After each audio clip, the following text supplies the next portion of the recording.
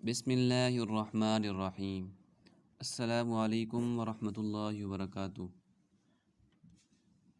Madani on line Quran teaching کی طرف سے ایک نئی ویڈیو لے کے آپ کی خدمت میں حاضر ہوں۔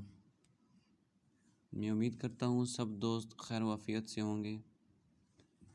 ویڈیو شروع کرنے سے پہلے ایک چھوٹی سی ریکویسٹ ہے کہ اگر آپ نے ابھی تک ہمارا چینل سبسکرائب نہیں کیا تو ہمارا چینل سبسکرائب کر دیں اور بیل کے آئیکن کو پریس کر دیں تاکہ آنے والی ہر نیو ویڈیو آپ تک آسانی سے پہنچ سکے۔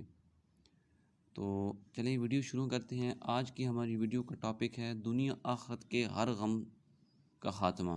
حضرت ابو دردہ رضی اللہ تعالی عنہ سے روایت ہے کہ جناب رسول اللہ صلی اللہ علیہ وسلم نے فرمایا کہ جو شخص صبح و شام 7 مرتبہ درج ذیل کلمات پڑھ لے گا تو اللہ تعالیٰ اس کے دنیا و آخرت کے ہر غم سے نجات کے لیے کافی ہو جائیں گے۔ وہ کلمات یہ ہیں: بسم اللہ الرحمن الرحیم، حسبی اللہ لا الہ الا ہو، علیہ توکلت وہو رب العرش العظیم۔